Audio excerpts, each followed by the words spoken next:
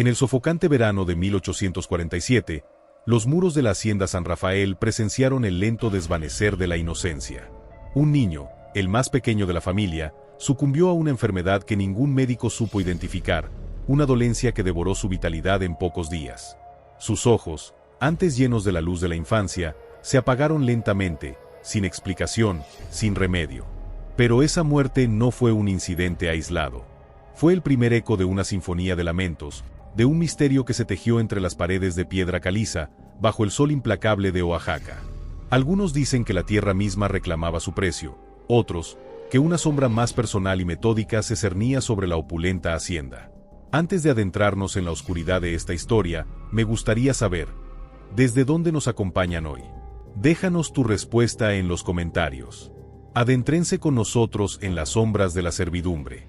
El verano de 1847 se había instalado en el valle de Oaxaca con una tenacidad sofocante, pegándose a la piel como un sudario. La hacienda San Rafael, erigida como un monumento pétreo a la opulencia, parecía exhalar el mismo calor despiadado que la tierra a su alrededor. Sus muros, blanqueados por el tiempo y el sol, absorbían no solo la luz inclemente, sino también los lamentos ahogados que se perdían entre el murmullo constante de la vida y el trabajo. Desde el amanecer, cuando los primeros rayos apenas rompían la penumbra, hasta el crepúsculo que teñía el cielo de morados y naranjas, el aire se impregnaba del dulzón y acre aroma del añil, de los chasquidos rítmicos de los telares y del tintineo lejano de las cadenas, un sonido que pocos reconocían, pero que muchos sentían en la médula de sus huesos. Don Sebastián Flores de Mendoza, un hombre de 42 años, cuya sola presencia imponía un silencio reverente, se movía por los patios empedrados y los salones con una cadencia pesada, su mirada escrutando cada sombra, cada rostro de los que le servían. Su reputación de crueldad se extendía más allá de los confines de la hacienda, una sombra tan vasta como sus dominios. Se decía que sus ojos, de un gris acerado, podían apagar cualquier chispa de rebeldía, y su voz, aunque rara vez elevada, llevaba el peso de una autoridad indiscutible.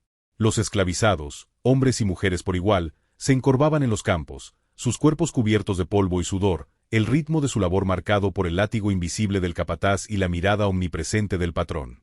En la casa grande, donde la opulencia se mostraba en cada mueble tallado y en cada azulejo pintado a mano, Ischel se movía como un espectro.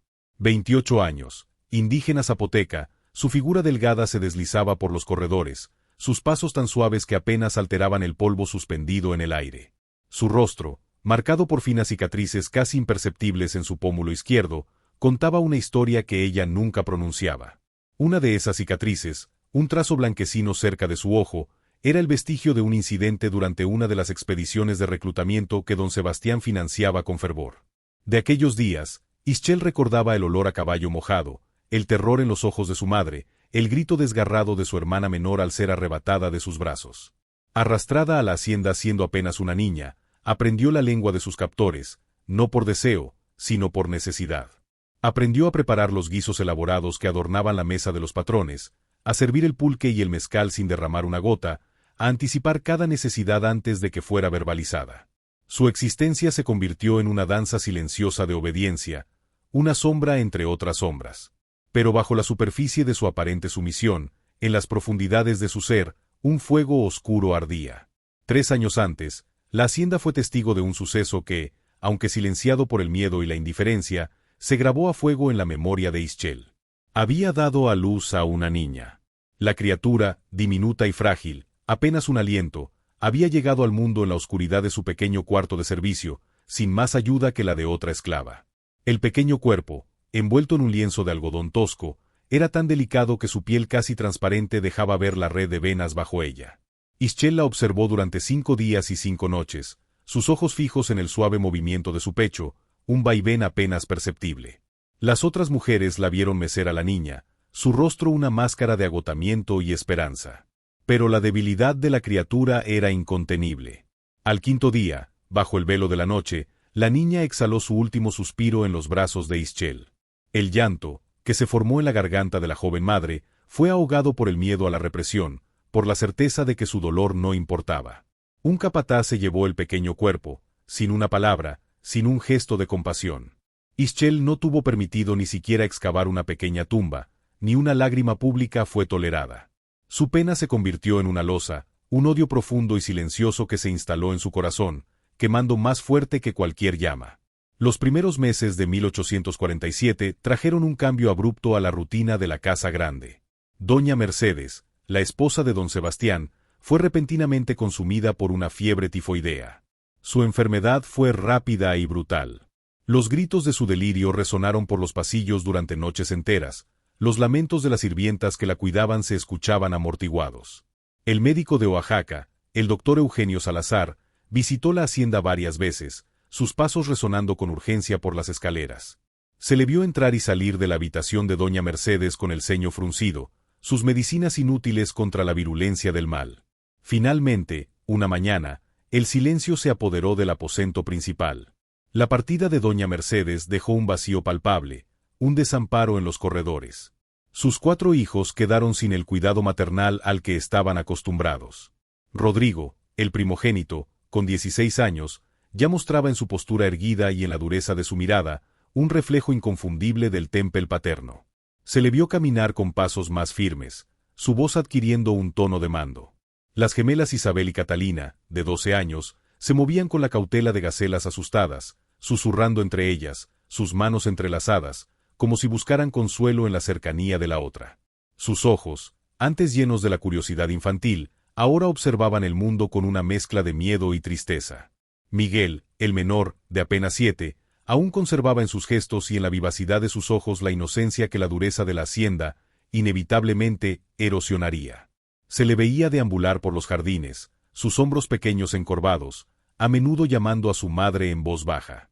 Don Sebastián, observando el desamparo de sus hijos, particularmente la necesidad de atención para el pequeño Miguel, tomó una decisión. Con una autoridad indiscutible, su voz resonó en los pasillos, asignando a Ischel a la tarea de cuidar de ellos. Su elección se basó en la eficiencia y la paciencia inquebrantable que la mujer había demostrado a lo largo de los años. Una tarde, se oyó la voz del capataz llamando a Ischel, sus palabras concisas: «Don Sebastián ha dispuesto que te encargues de los niños. A partir de mañana, serás responsable de su cuidado y bienestar». Ischel recibió la orden con la misma inexpresividad que había cultivado con los años. Un ligero movimiento de cabeza fue su única respuesta visible. Sus ojos, profundos y oscuros, no delataron emoción alguna. Desde el primer día, Ischel asumió sus nuevas responsabilidades con una dedicación que, a los ojos de todos, parecía auténtica. Sus manos se movían con suavidad mientras peinaba el cabello de Isabel y Catalina, trenzando sus largas melenas con delicadeza. Preparaba las comidas favoritas de Miguel, asegurándose de que el chocolate caliente estuviera a la temperatura perfecta y que los tamales de elote no le resultaran pesados. Remendaba sus ropas con hilos finos, cosiendo parches invisibles donde la tela se había desgastado. Acompañaba a los niños a sus lecciones con el tutor que visitaba la hacienda 2 veces por semana, sentándose en silencio en un rincón de la biblioteca, su mirada atenta a cada palabra que el tutor pronunciaba, a cada gesto de los pequeños. Su presencia era constante, discreta, pero innegablemente allí. Miguel, en particular, se había encariñado con ella. A menudo se le veía buscar su mano en los largos paseos por los jardines secos de la hacienda, susurrando sus pequeños secretos en su oído, su voz infantil llena de confianza. Ischel escuchaba, su rostro sereno, sus ojos fijos en el horizonte. Don Sebastián, desde la distancia de sus ocupaciones, observaba a Ischel y a sus hijos con una complacencia silenciosa. Estaba convencido de su propia perspicacia, de haber elegido a la persona idónea para la tarea, una mujer que parecía haber encontrado su propósito en el servicio. Rodrigo, por su parte, ya en la antesala de la adultez, apenas aceptaba los cuidados de Ischel. Prefería pasar sus días montando a caballo por las vastas tierras de la hacienda, aprendiendo los intrincados detalles de la administración al lado de su padre. Se le veía a menudo en los establos, su voz ya con un tono de mando al dirigirse a los mozos, su mirada a veces tan dura como la de don Sebastián. Pero bajo la superficie de esta aparente dedicación, la mente de Ischel era un torbellino de cálculos precisos y metódicos. En su cuarto, un espacio pequeño y austero en el ala de servicio, alejado de las miradas curiosas, cultivaba pequeños vasos de barro sin esmaltar. Los había recogido de los campos circundantes, los había limpiado con esmero. Dentro, crecían plantas que había recolectado discretamente durante sus escasas salidas fuera de los muros de la hacienda. Adelfa, cicuta, dedalera. Cada una era un recordatorio, un eco de las enseñanzas de su abuela, quien, en las noches tranquilas de su aldea, le había mostrado cómo distinguir las hierbas venenosas de las medicinales, cómo reconocer su poder oculto, sus peligros mortales. En su memoria, la imagen de su abuela se presentaba con una claridad nítida, sus manos arrugadas señalando las hojas dentadas de la delfa, su voz grave susurrando advertencias sobre sus semillas letales. Ischel podía casi sentir el tacto de la cicuta en sus dedos, escuchar el silbido del viento a través de sus tallos huecos, un sonido que su abuela decía que era el aliento de la muerte. Recordaba el color vibrante de las flores de dedalera, hermosas y engañosas, y las advertencias de la anciana sobre su capacidad para detener el corazón. El conocimiento es poder, nieta, había susurrado la anciana en las tardes de aprendizaje, sus ojos sabios fijos en el horizonte montañoso. Pero el verdadero poder reside en saber cuándo y cómo usarlo. Ahora, esas plantas eran más que un recuerdo, eran los instrumentos de una venganza que había madurado con el tiempo, con el dolor, con la pérdida.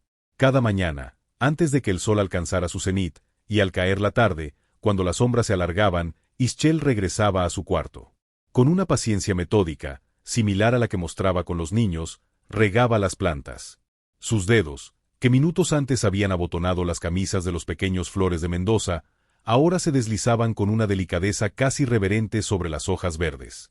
El silencio en su cuarto era denso, interrumpido solo por el leve susurro de las hojas al ser tocadas, un sonido que para ella era el compás de una melodía inminente. En el rincón más apartado, ocultos bajo un trozo de tela tosca y desgastada, guardaba pequeños morteros de piedra pulida y cuencos de cerámica. Instrumentos sencillos, pero efectivos, para la preparación de sus medicinas. Pequeñas botellas de vidrio oscuro, recuperadas de desechos o intercambiadas con otras sirvientas, esperaban su contenido. Nadie entraba en su cuarto sin su permiso, nadie sospechaba lo que crecía en la penumbra. La aparente calma de Ischel, su disposición a servir, su eficiencia impecable, eran un disfraz perfecto. Don Sebastián, ciego a la tormenta que se gestaba bajo su propio techo, solo veía a una esclava cumpliendo con su deber. Los niños, ajenos a la sombra que se cernía sobre ellos, se acostumbraban a la presencia constante de Ischel, a sus atenciones, a sus silencios. Miguel, el más pequeño, solía buscarla, su mano infantil aferrándose al tosco algodón de su falda, sus ojos buscando la seguridad en su mirada. El verano avanzaba con lentitud, las semanas se convertían en meses. Las plantas de Ischel crecían, fuertes y silenciosas, sus raíces se extendían en la tierra de los vasos de barro.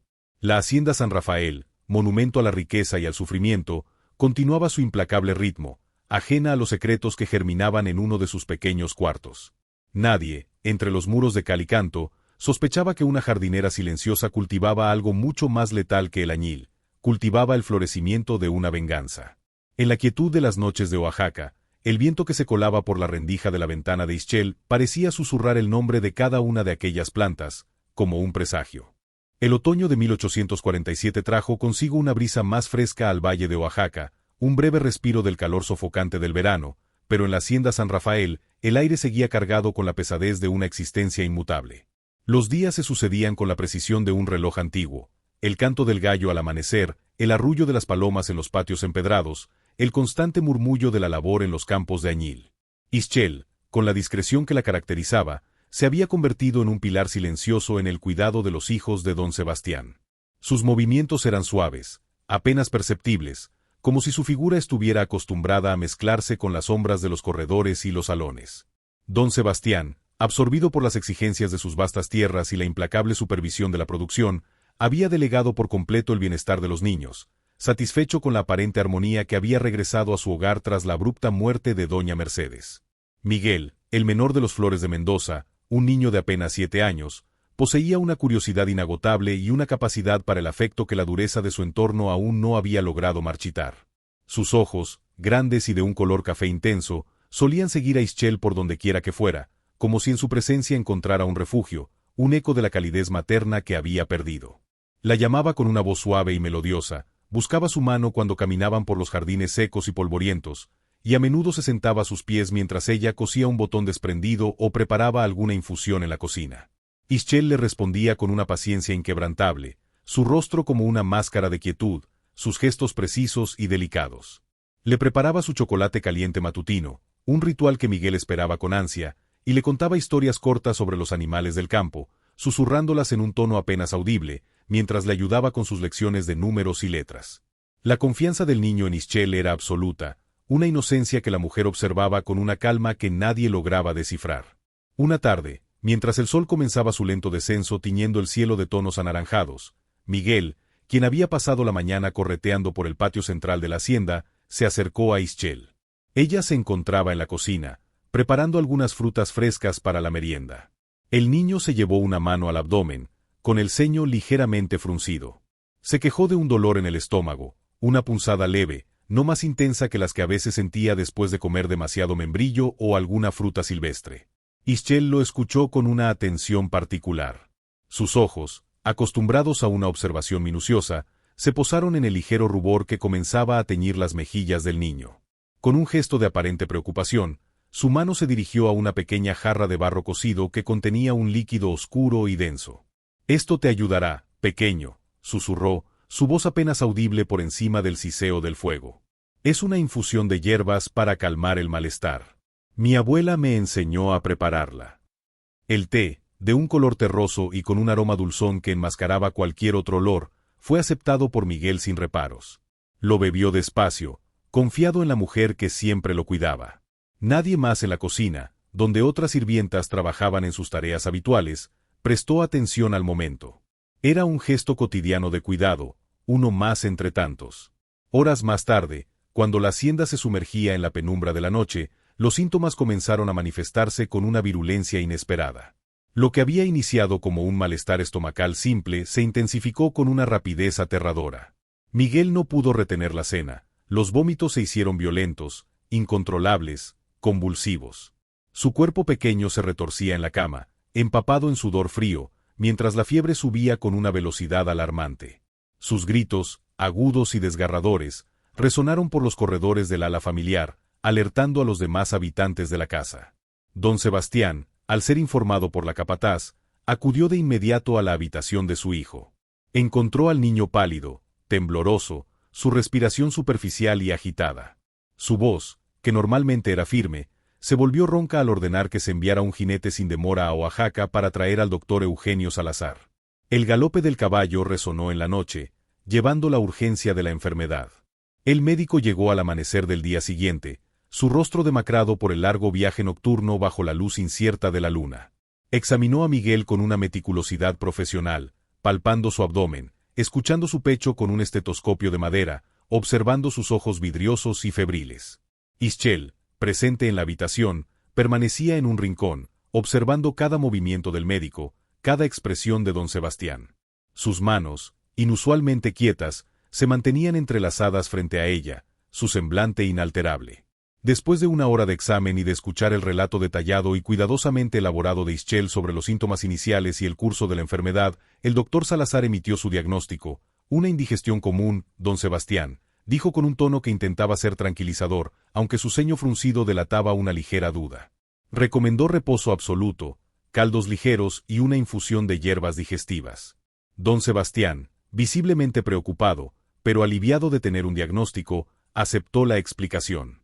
La temporada de transición del calor a la sequía a menudo traía consigo enfermedades estomacales, y la fragilidad infantil era una realidad conocida en la región. Pero la condición de Miguel, lejos de mejorar con los remedios del doctor, se deterioró con una rapidez alarmante. Durante el segundo día, los vómitos se volvieron incesantes, expulsando no solo los pocos líquidos que lograba ingerir, sino también bilis amarga. Su pequeño cuerpo fue sacudido por convulsiones cada vez más frecuentes y violentas. El niño balbuceaba palabras incoherentes, sus ojos desorbitados, perdidos en un delirio febril que lo arrastraba lejos de la realidad. Su piel, antes rosada y saludable, adquirió una palidez cerúlea, casi translúcida, y sus labios se resecaron hasta agrietarse. Los gritos de dolor del niño resonaron por los corredores, una melodía lúgubre que se filtraba bajo las puertas y despertó a Isabel y Catalina. Las gemelas se acurrucaron juntas en su habitación, asustadas por los ruidos que emanaban de la alcoba de su hermano, susurrando oraciones, sus rostros pálidos y ojerosos. Ischel permanecía al lado de Miguel, atendiéndolo sin descanso, su rostro imperturbable. Limpiaba el sudor frío de su frente con paños húmedos, sostenía su cabeza durante los espasmos de vómito, intentaba hacerle beber agua con una cucharilla, aunque la mayor parte era rechazada y se escurría por las comisuras de sus labios. La aparente devoción de Ischel conmovía a las demás sirvientas, quienes la observaban con una mezcla de respeto y pena por la suerte del niño. Al tercer día, el doctor Salazar regresó a la hacienda, su expresión ahora marcada por una profunda preocupación. El pulso de Miguel era débil y errático, su respiración, superficial y trabajosa, casi un jadeo. El médico probó nuevos remedios, emplastos calientes sobre el pecho, infusiones más potentes preparadas con hierbas traídas de Oaxaca, pero nada surtía efecto. La enfermedad parecía tener una vida propia, una virulencia inusitada que desafiaba sus conocimientos. Don Sebastián, su semblante endurecido por la angustia, no se apartaba del lecho de su hijo. Observaba, impotente, cómo el pequeño cuerpo se consumía, indefenso ante la progresión implacable del mal. Se le vio apretar los puños, su mandíbula tensa, mientras el dolor de su hijo le desgarraba por dentro. La hacienda entera se sumió en un silencio inquietante, roto solo por los lamentos agonizantes del niño y el tintineo metálico de las herramientas del doctor al moverse en su maletín. Rodrigo, el primogénito, observaba desde el umbral de la habitación, su rostro joven reflejando una mezcla de confusión y preocupación, una nueva experiencia para él. El cuarto día amaneció con un cielo plomizo y un aire denso, cargado de una humedad que presagiaba una inminente lluvia. Miguel ya no gritaba. Sus convulsiones se habían espaciado, y su respiración se había convertido en un estertor que llenaba la habitación, un sonido lúgubre que se aferraba a las paredes como una presencia fantasmal. Ischel se sentó a su lado, sosteniendo su mano pequeña y fría, su mirada fija en el rostro lívido del niño. Las gemelas, con los ojos hinchados por el llanto ininterrumpido de la noche, se asomaban tímidamente por la puerta, sus figuras envueltas en mantas, susurraban oraciones. Rodrigo permanecía en el umbral, su figura rígida, sus ojos fijos en su hermano menor. Don Sebastián, de rodillas junto a la cama, sostenía la otra mano de su hijo, su rostro surcado por las lágrimas que, a pesar de su dureza, no podía contener. La desesperación se había apoderado de él. A mitad de la mañana, el estertor cesó. El pequeño cuerpo de Miguel dejó de moverse. Sus ojos, antes llenos de vida, ahora estaban fijos en un punto distante, sin brillo, su boca ligeramente abierta. El silencio en la habitación fue absoluto, denso, pesado, apenas roto por el gemido ahogado de don Sebastián. El doctor Salazar, con un gesto de profunda resignación, cerró los párpados del niño con suavidad. Declaró la muerte. Alguna enfermedad tropical no identificada, don Sebastián, dijo el médico, su voz baja y grave, resonando en el silencio como un eco. Quizás la misma que se llevó a doña Mercedes. Es un misterio incomprensible. Don Sebastián se levantó lentamente, su figura imponente ahora encorvada por el dolor, su porte antes orgulloso, quebrado por la pena. La hacienda entera se sumió en un luto sombrío. Las campanas de la capilla repicaron con un sonido grave y pausado, su eco extendiéndose por los campos. Los sirvientes se movían con rostros compungidos, susurrando condolencias, susurrando sobre la extraña enfermedad que parecía cernirse sobre la familia Flores de Mendoza. Don Sebastián, a pesar de su habitual dureza, parecía genuinamente abrumado por la pérdida. Se le vio caminar por los pasillos con la mirada perdida, su figura encorvada, su habitual paso firme ahora arrastrándose. El funeral de Miguel fue un evento lúgubre. Un pequeño ataúd de madera clara fue llevado a hombros hasta la capilla. La familia, vestida de riguroso negro, se sentó en las primeras bancas, sus rostros marcados por la tristeza. Ischel estuvo presente, su figura discreta en el fondo de la capilla, su rostro cubierto por un velo oscuro que apenas dejaba ver sus ojos. Durante la ceremonia, lágrimas convincentes rodaron por sus mejillas. Lloró con una naturalidad que conmovió a las otras sirvientas, quienes la veían con admiración por su devoción hacia los niños. Se acercó a Isabel y Catalina, quienes sollozaban incontrolablemente, abrazándose la una a la otra. Ischel las envolvió en un abrazo tierno, sus manos frotando sus espaldas con suavidad, susurrando palabras de consuelo que nadie logró escuchar. Las gemelas se aferraron a ella, buscando refugio en su cercanía, sus pequeños cuerpos temblando de pena. Mientras los lamentos llenaban la capilla, mientras el pequeño ataúd era bajado a la tierra en el cementerio de la hacienda, Ischel se mantuvo en un silencio estudiado. Sus ojos, a través del velo, observaban la escena con una frialdad que nadie podría haber adivinado. Por dentro, en las profundidades de su ser, una voz silenciosa, casi un suspiro, contaba, 1. La primera semilla de la retribución había germinado, el primer golpe de una venganza meticulosamente planeada. La muerte de Miguel, aunque lamentada por todos, era para ella el inicio de algo mucho más grande, mucho más oscuro. Don Sebastián, en su dolor, permanecía ciego a la verdad que se escondía en los ojos de la mujer que cuidaba a sus hijos, a la verdad que se había cocinado en las pequeñas vasijas de barro en un cuarto austero, alimentada por el odio y la pérdida. El doctor Salazar, convencido de su diagnóstico de enfermedad tropical, partió de la hacienda, ignorante del veneno sutil que se había administrado y de la mente calculista que lo había orquestado. La hacienda, ahora envuelta en un velo de luto y misterio, se preparaba, sin saberlo, para las siguientes etapas de un plan meticuloso, una venganza silenciosa que apenas había comenzado a escribir su primer capítulo, una historia que solo la tierra y las sombras presenciaban. Las semanas que siguieron al entierro de Miguel se arrastraron con la pesadez del plomo sobre la hacienda San Rafael. El luto se había cernido sobre los muros de piedra como un sudario, y el silencio, que antes era una cualidad rara en la bulliciosa propiedad, ahora dominaba cada rincón. Don Sebastián Flores de Mendoza, aunque siempre un hombre de semblante adusto, mostraba un dolor innegable. Se le veía deambular por los patios, su mirada perdida, sus pasos resonando en el empedrado como un eco solitario. Los sirvientes, por su parte, se movían con mayor cautela, sus voces apenas un susurro, temiendo que cualquier ruido pudiera perturbar la frágil paz que se había instaurado. La atmósfera se había vuelto opresiva, cargada de una tristeza que parecía flotar en el aire. Ischel, con su acostumbrada discreción, mantuvo su rol en la casa. Su figura delgada se movía con la misma eficiencia silenciosa, atendiendo las gemelas Isabel y Catalina, que ahora se aferraban a ella con una nueva intensidad. Las niñas, de 12 años, habían sido profundamente afectadas por la pérdida de su hermano menor. Sus juegos habían cesado, sus risas se habían apagado. Se les veía a menudo de la mano, sus ojos grandes y tristes observando el mundo con una mezcla de miedo y desconfianza. Ischel les preparaba sus comidas, las ayudaba con sus ropas, y las acompañaba en sus pocas salidas a los jardines. Su paciencia con ellas era inagotable, su presencia, un ancla en medio del torbellino de la pena. 3 semanas después de la muerte de Miguel, un nuevo temor comenzó a extenderse por la hacienda. Fue Isabel, una de las gemelas, quien mostró los primeros signos. Una tarde, después de la cena, se quejó de un dolor agudo en el estómago. Sus movimientos se volvieron lentos, su rostro, pálido. La capataz, que ya había presenciado la repentina enfermedad de Miguel, sintió un escalofrío recorrerle la espalda. Don Sebastián, al ser informado, acudió de inmediato a la habitación de Isabel. Su rostro, aún marcado por el dolor de la pérdida de Miguel, se contrajo en una nueva angustia. Los síntomas eran los mismos que habían devorado a su hijo menor. Los vómitos violentos regresaron, acompañados de una fiebre alta que consumía rápidamente las fuerzas de la niña. Sin dudarlo, don Sebastián ordenó que se enviara un nuevo jinete a Oaxaca, esta vez con una urgencia aún mayor, para traer al doctor Eugenio Salazar. El eco del galope se perdió en la noche, llevando consigo una desesperación que comenzaba a apoderarse de la hacienda.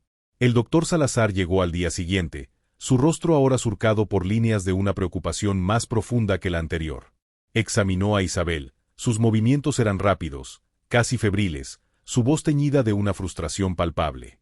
Los síntomas eran idénticos a los de Miguel, el mismo malestar estomacal inicial, la misma progresión implacable hacia los vómitos incontrolables y la fiebre desmedida.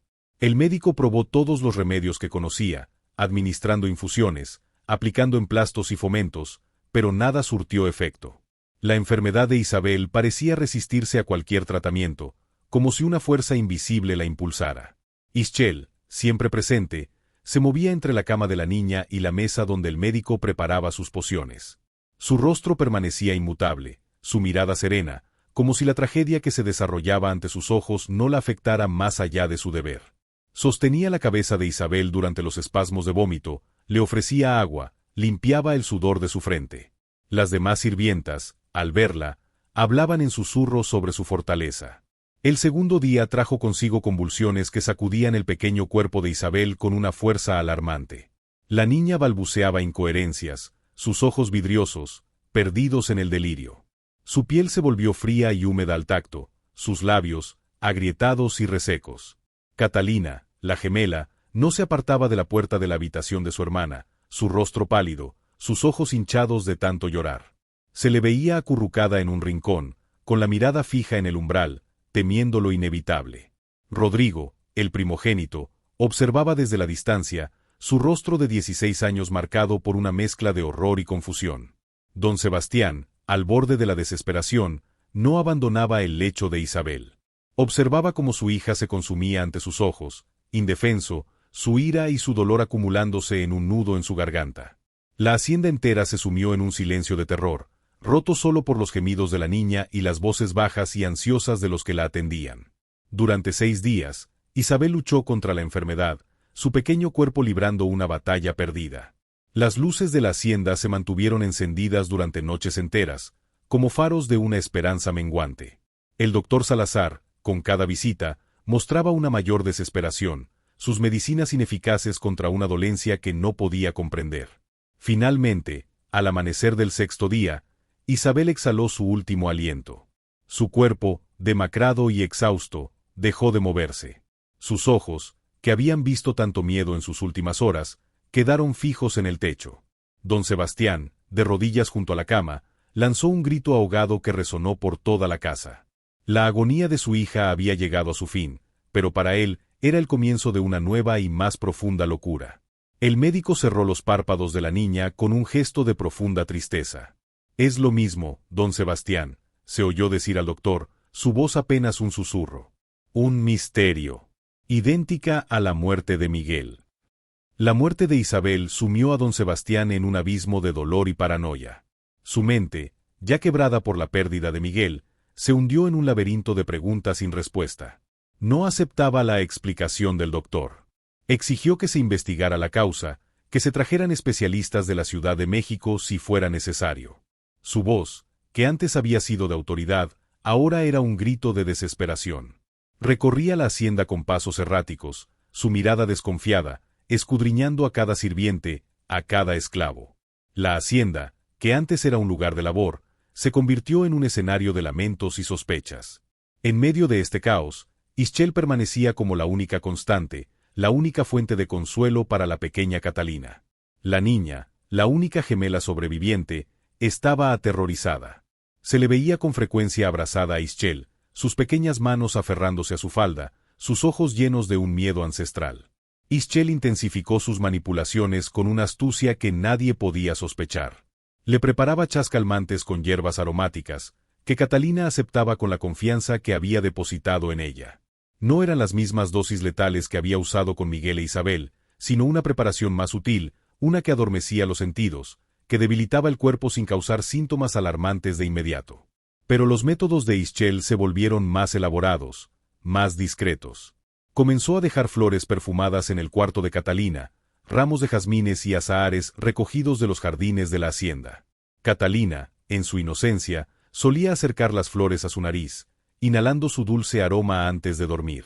Lo que la niña no sabía era que, entre los pétalos, Ischel había frotado un polvo fino, casi imperceptible, obtenido de las plantas venenosas que cultivaba en su cuarto. El veneno se absorbía lentamente a través de la piel y las mucosas, con cada respiración, con cada caricia a los pétalos. Otra vía de administración sutil eran las toallas perfumadas que Catalina usaba después del baño. Ischel las preparaba con una meticulosidad extrema, impregnándolas con una esencia floral que disimulaba el imperceptible residuo del tóxico. Catalina se secaba el rostro, el cuello, los brazos, sin sospechar que cada gota de agua era un vehículo para la lenta y silenciosa muerte. 2 meses después de la muerte de Miguel, y apenas 1 mes y medio después de la de Isabel, Catalina sucumbió. Su muerte fue diferente, más silenciosa. Una noche, después de beber el té calmante de Ischel y de inhalar el aroma de sus flores, Catalina se durmió plácidamente. Al día siguiente, no despertó. Su cuerpo fue encontrado en la cama, su rostro sereno, como si hubiera dormido para siempre. No hubo vómitos, ni convulsiones, ni delirios. El doctor Salazar fue llamado de nuevo, su rostro un espejo de la perplejidad. Examinó a la niña con la mayor atención, pero no encontró signos de enfermedad. Su corazón, concluyó el médico con un tono de absoluta desconcierto, simplemente había dejado de latir. No hay fiebre, no hay inflamación. Es inexplicable, don Sebastián. Su corazón simplemente se detuvo. La muerte de Catalina llevó a don Sebastián al borde de la locura total. Sus 3 hijos menores, muertos en una secuencia inexplicable, lo habían despojado de toda razón. Las paredes de la hacienda resonaban con sus gritos de dolor y rabia. Mandó a bendecir la casa, convocó a sacerdotes para realizar exorcismos en cada habitación, creyendo que una maldición o algún espíritu maligno se había apoderado de su hogar. Su paranoia se extendió a los trabajadores del campo. Acusó a varios de ellos de practicar brujería, de invocar fuerzas oscuras contra su familia. 3 hombres, acusados sin pruebas, fueron azotados hasta la muerte en el patio central de la hacienda, sus gritos resonando bajo el sol implacable. La hacienda se convirtió en un lugar de terror y lamentaciones, donde el miedo flotaba en cada esquina. Pero en medio de esta espiral de locura y muerte, Ischel permaneció. Su figura serena era la única constante, la única que parecía mantener la compostura. Ofrecía su apoyo incondicional a don Sebastián, preparándole infusiones para calmar sus nervios, escuchando sus desvaríos con una paciencia inagotable. Se ofrecía a probar cada platillo antes de servirlo, una demostración de lealtad que conmovía incluso a los sirvientes más escépticos y aterrorizados. Nadie sospechaba que las dosis mortales se administraban de las formas más sutiles, imposibles de rastrear. Ischel había consolidado su posición, ganándose la confianza ciega de don Sebastián, que ahora la veía como su única aliada en un mundo que se desmoronaba. Por dentro, una voz silenciosa contaba, 2. La venganza de Ischel avanzaba, meticulosa e imparable, una sombra en la hacienda San Rafael que nadie podía ver. El aire del final del año 1847 en la hacienda San Rafael se había vuelto una carga palpable, más densa que el luto que aún se aferraba a sus muros. La muerte silenciosa de Catalina había sellado el destino de 3 de los hijos de don Sebastián, dejando un vacío inmenso en la casa y un abismo de terror en el corazón del hacendado. La paranoia se había enraizado en él como una planta maligna. Sus ojos, antes de autoridad férrea, ahora escudriñaban cada sombra, buscando una explicación a la desgracia que lo había golpeado. Los gritos que había proferido en su furia, las acusaciones de brujería contra los trabajadores y la ejecución brutal de 3 esclavizados en el patio central habían transformado la hacienda en un lugar donde el miedo se respiraba en cada rincón, donde los susurros reemplazaban a las conversaciones. En medio de este caos desatado, Rodrigo, el primogénito y último heredero, se convirtió en la única ancla de la cordura de don Sebastián. El joven, de 17 años, representaba la última esperanza, el futuro de la estirpe Flores de Mendoza. Por ello, don Sebastián se volcó en su protección con una obsesión que rozaba la locura. No lo dejaba salir de su vista, su sombra siguiéndole por los pasillos, sus preguntas sobre el bienestar de Rodrigo, constantes y acuciantes, se dirigían a cada sirviente y capataz. Le prohibió montar a caballo solo, lo instó a permanecer dentro de los muros de la hacienda, a evitar los campos, a rechazar cualquier alimento o bebida que no fuera servida y supervisada personalmente por Ischel. Instauró nuevas guardias alrededor de la casa grande, y los gemidos de los azotados aún resonaban en la memoria de los esclavizados, una advertencia sombría de las consecuencias de cualquier sospecha. Pero Rodrigo, a pesar de la tragedia que había desolado a su familia, mantenía una arrogancia juvenil y una impaciencia que lo hacían desestimar las precauciones de su padre. Se veía a sí mismo como un hombre, el heredero, y la constante vigilancia de don Sebastián le resultaba sofocante. Buscaba evadirla, encontrar momentos de independencia, de respiro de la densa atmósfera de la casa. Era en estos momentos de tensión, o simplemente al final de un día agobiante, cuando Ischel hacía su aparición, discreta y servicial, ofreciéndole bebidas calmantes. Ischel, con su rostro inmutable y sus movimientos calculados, había consolidado su posición de confianza ante don Sebastián. Era la única en la que el hacendado depositaba su fe, la única constante en medio de la desintegración. Ella comprendía la impaciencia de Rodrigo, su deseo de evadir la estricta vigilancia de su padre. En su cuarto, los pequeños vasos de barro seguían produciendo las hierbas silenciosas. Con una habilidad que rayaba en la maestría, Ischel preparaba las infusiones. Molía las hojas secas de adelfa y de dalera, los tallos de cicuta, hasta convertirlos en un polvo tan fino que se disolvía sin dejar rastro.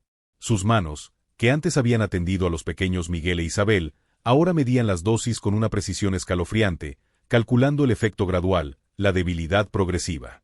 Luego, mezclaba este polvo en las bebidas que Rodrigo solía pedir. El pulque, espeso y de sabor fuerte, era el vehículo perfecto para enmascarar cualquier regusto. El mezcal, con su aroma ahumado y su potencia alcohólica, era aún mejor. Rodrigo, impaciente y sediento de un momento de calma o de una efímera sensación de libertad de la sombra de su padre, aceptaba las bebidas sin sospechar. Ischel se las ofrecía con una sonrisa apenas perceptible en sus labios, una máscara de preocupación que engañaba a todos. Para los nervios, joven amo, se oía decir su voz suave, mientras le entregaba un vaso. Rodrigo las consumía, sin saber que cada sorbo era una dosis cuidadosamente calculada, un paso más en el plan que se tejía a su alrededor. La enfermedad de Rodrigo se manifestó de una manera diferente a la de sus hermanos menores. No hubo vómitos violentos ni fiebres descontroladas al principio. Fue un declive gradual, insidioso, que se extendió a lo largo de semanas. Al principio, se notó una fatiga inusual. Rodrigo, antes enérgico y siempre dispuesto a la acción, comenzó a pasar más tiempo en sus aposentos. Se le veía pálido, sus ojos, antes brillantes, ahora tenían un velo opaco. Los sangrados inexplicables fueron los siguientes síntomas en aparecer. Pequeños hilos de sangre en sus encías al cepillarse los dientes, un goteo repentino de su nariz sin causa aparente, manchas rojas en la ropa que no se explicaban por cortes o rasguños. Los sirvientes notaron estos detalles, pero en el ambiente de paranoia que reinaba en la hacienda, nadie se atrevía a mencionarlos en voz alta. El miedo al castigo de don Sebastián era más grande que cualquier preocupación. La palidez de Rodrigo se acentuó, volviéndose fantasmal. Sus músculos, que antes mostraban la fuerza de la juventud, se debilitaron progresivamente. Le costaba subir las escaleras, y sus paseos a caballo se acortaron, su postura encorvada. Don Sebastián, al principio, atribuyó la fatiga a la tristeza, a la angustia por la pérdida de sus hermanos. Pero a medida que la debilidad de Rodrigo se hacía más evidente, y los sangrados se hacían más frecuentes, la alarma se apoderó de él. Volvió a llamar al doctor Salazar, quien regresó a la hacienda con una expresión de perplejidad.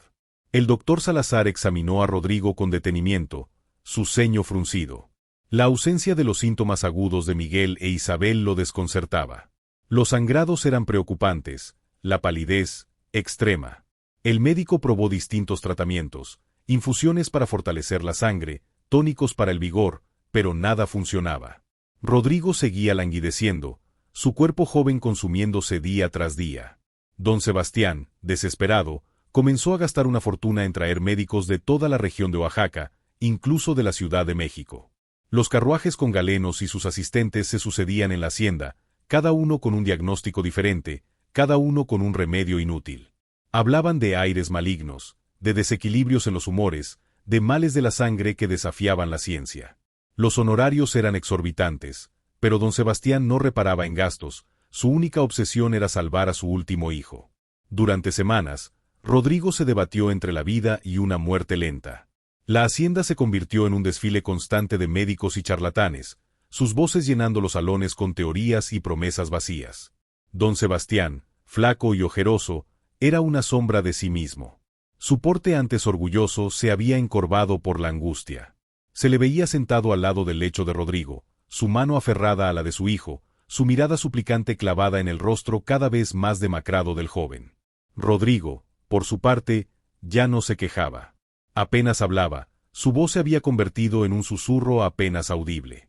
Su cuerpo se había vuelto frágil, sus huesos prominentes bajo la piel pálida. La sangre seguía apareciendo en sus mucosas, un recordatorio constante del lento veneno que lo consumía. El invierno había llegado a Oaxaca, y con él, el aire fresco de enero de 1848. 7 meses habían transcurrido desde la muerte de Miguel. Rodrigo, el joven heredero de la vasta fortuna de don Sebastián, exhaló su último suspiro una madrugada, mientras las primeras luces del alba se colaban por las ventanas de su habitación. Su muerte fue silenciosa, sin los estertores o convulsiones que habían acompañado a sus hermanos. Simplemente dejó de respirar, su cuerpo joven ahora un cascarón vacío. Don Sebastián, que había velado a su lado, lanzó un alarido de dolor y desesperación que resonó por toda la hacienda, un grito que llevaba consigo la furia de un hombre que lo había perdido todo. La muerte de Rodrigo marcó la ruina final de don Sebastián. No solo financiera, ya que los honorarios de los médicos habían vaciado sus arcas, sino, y más importante, espiritualmente. Todos sus hijos, su linaje, su futuro, habían desaparecido en una sucesión misteriosa e inexplicable. La hacienda San Rafael, que antes fervía de actividad, ahora era un mausoleo silencioso, un cementerio para su propia estirpe. La locura de don Sebastián fue total. Sus gritos se hicieron más frecuentes, sus paseos erráticos, su mirada, un pozo de terror y desconfianza. Se le veía hablar solo por los corredores, sus manos temblando, su figura demacrada. Ischel, en medio de esta desintegración, permanecía impasible. Su presencia era la única constante, un ancla en el mar de la locura de don Sebastián. Con su rostro sereno, sus ojos profundos y oscuros observaban la desintegración de su algoz. Limpiaba la habitación de Rodrigo, retiraba las botellas de medicinas vacías, observaba a don Sebastián en sus momentos de mayor desesperación. En el silencio de su cuarto, bajo la luz tenue de una vela, susurraba un número más. 4. El ciclo de la venganza había llegado a su fin. La ira silenciosa que había cultivado durante años, nutrida por el sufrimiento y la pérdida de su propia hija, había culminado en la aniquilación de la estirpe de don Sebastián. La hacienda, ahora en ruinas, era el monumento a su victoria. El invierno de 1848 se cernía sobre el valle de Oaxaca, y con él, un frío que parecía calar hasta los huesos. La hacienda San Rafael, antaño un bastión de prosperidad y vida, ahora era un espectro de lo que fue. Los gritos de don Sebastián, sus arranques de furia y sus lamentos habían disminuido en frecuencia, reemplazados por un silencio más profundo, un mutismo que era aún más perturbador.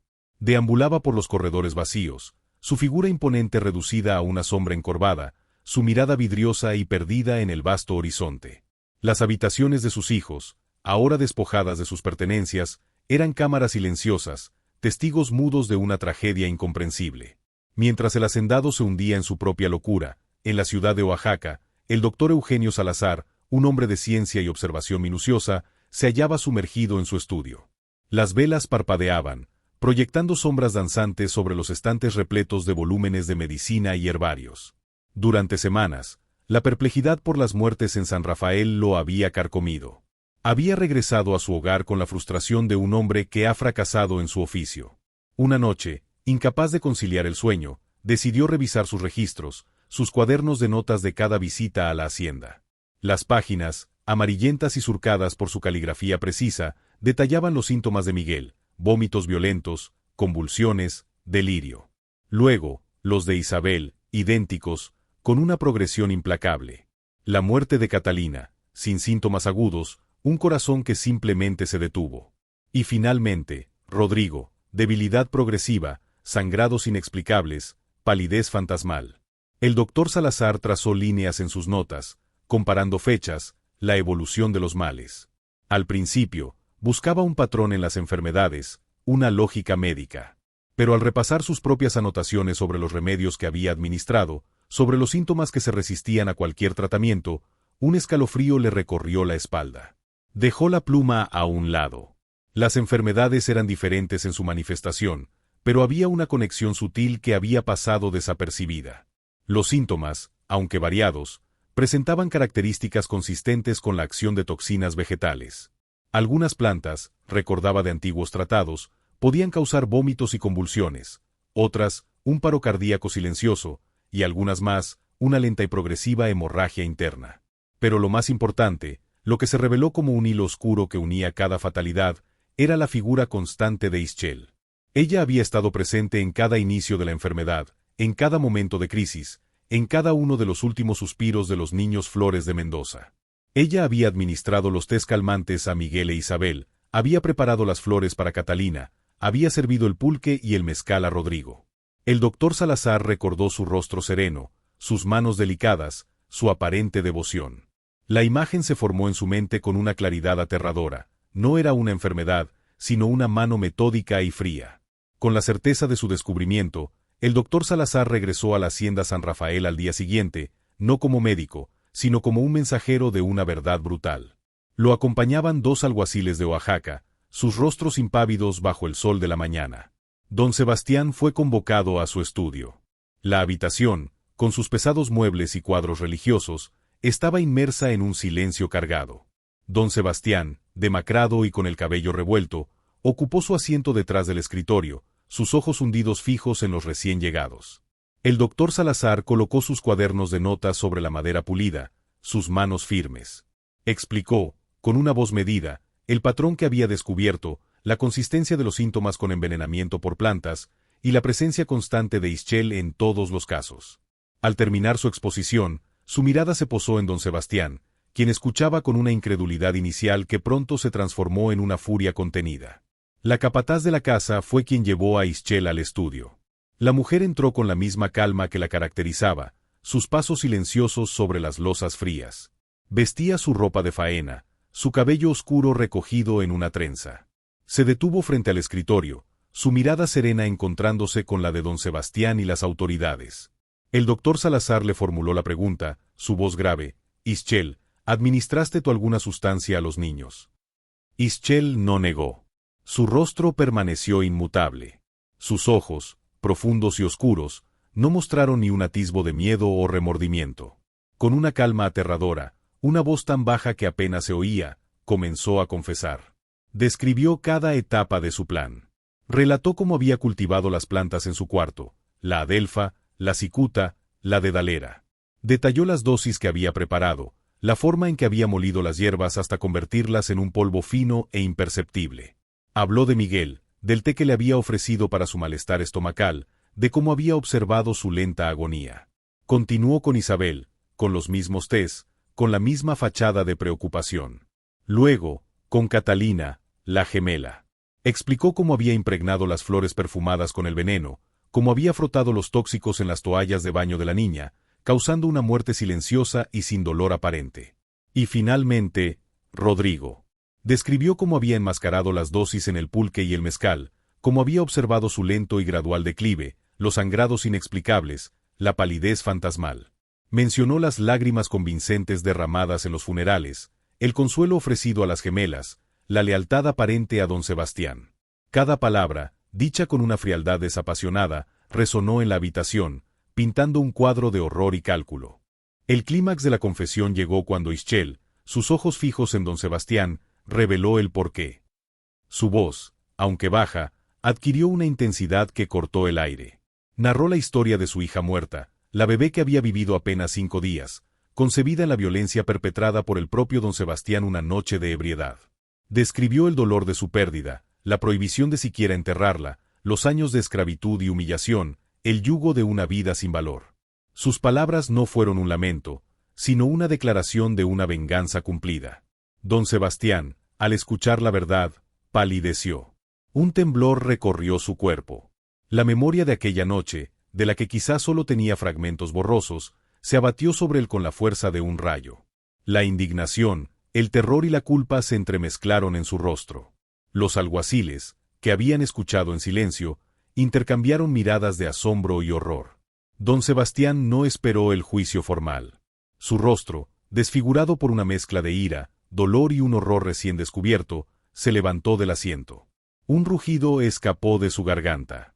Se abalanzó sobre Ischel, su mano aferrándose a su brazo con una fuerza brutal.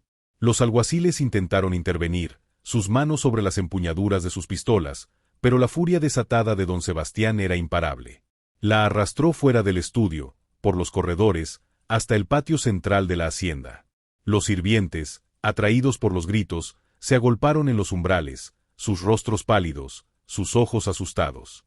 En el centro del patio se alzaba una gran encina, un árbol antiguo y majestuoso, cuyas ramas anchas habían sido testigos de innumerables ejecuciones. En sus ramas, don Sebastián había colgado a incontables esclavizados a lo largo de los años, su justicia implacable siempre visible. Allí, bajo la mirada horrorizada de los sirvientes, don Sebastián, con sus propias manos, ató una cuerda a una de las ramas más bajas. El nudo, un lazo corredizo, fue preparado con una rapidez brutal, impulsada por la locura y el dolor. Los alguaciles observaron, impotentes, la escena que se desarrollaba. Cuando Ischel fue izada, su cuerpo suspendido en el aire, sus pies apenas rozando el suelo, no gritó, no imploró. Su rostro, sereno hasta el último momento, se curvó en una sonrisa. Una sonrisa de triunfo, de paz, de venganza cumplida. Sus ojos, fijos en el rostro contorsionado de don Sebastián, reflejaron una última, gélida satisfacción antes de que la vida la abandonara. Las autoridades, aunque oficialmente desaprobaron la justicia sumaria de don Sebastián, poco hicieron. El hacendado era demasiado poderoso, su influencia demasiado vasta en la región de Oaxaca. E Ischel, después de todo, era solo una esclava asesina. El caso fue archivado discretamente, un incidente más en la larga historia de la Hacienda San Rafael, un secreto más enterrado bajo el peso de la tierra y el poder. Don Sebastián Flores de Mendoza vivió 15 años más en la hacienda, solo, consumido por la culpa, el miedo y la locura. Su figura, antes imponente, se redujo a la de un hombre que vagaba por sus tierras como un fantasma, susurraba a las sombras, sus ojos siempre buscando algo que no podía encontrar. La hacienda, sin herederos y desatendida, cayó en un estado de ruina gradual, sus edificios deteriorándose, sus campos volviéndose estériles. En 1863, don Sebastián fue encontrado muerto en su cama, su rostro congelado en una expresión de terror absoluto, sus ojos fijos en un punto invisible, como si en sus últimos momentos hubiera presenciado la aparición de todas las almas que había condenado. La hacienda San Rafael fue eventualmente abandonada por completo, sus ruinas aún visibles en el valle de Oaxaca, testigos silenciosos de las tragedias que habían tenido lugar entre sus muros. Algunos de los pocos que se atreven a pasar por allí de noche, cuentan que juran oír el llanto ininterrumpido de niños en el viento, y el crujir lúgubre de una cuerda que se balancea eternamente bajo el peso de un cuerpo invisible en la gran encina del patio central, un eco perpetuo de las sombras de la servidumbre. Y así, la hacienda San Rafael se convirtió en un monumento silente a la retribución. La verdad, aunque brutal, emergió de las sombras, revelando el tejido de una venganza urdida con paciencia y dolor. Aquella noche, bajo la encina centenaria que había sido testigo de tanta crueldad, el eco de un nudo corredizo marcó el fin de una vida, pero no el olvido. La sonrisa final de Ischel, un sello de triunfo en el rostro de quien lo había perdido todo, quedó grabada en el aire, en la memoria de la tierra. Don Sebastián, consumido por un tormento sin fin, encontró su propio final en el terror de una cama vacía, y la hacienda, privada de su linaje, se desmoronó, reclamada por el polvo y la desolación. En el cruel juego del poder y la opresión, a menudo se olvida que hasta el más oprimido puede albergar una semilla de justicia, una que, al germinar, puede crecer hasta convertirse en un árbol cuyas raíces destrozan los cimientos más sólidos. Las sombras que creamos en la vida, tarde o temprano, regresan para reclamar su lugar, danzando las ruinas de aquello que construimos sobre el sufrimiento ajeno. ¿Qué piensas de este relato? ¿Creéis que la venganza de Ischel fue una justicia merecida o un horror que no encontró fin? Dejad vuestros pensamientos en los comentarios. Y si el misterio y el horror os atraen, no olvidéis darle a me gusta y suscribiros a Sombras de la Servidumbre para no perderos ninguna de nuestras próximas entregas.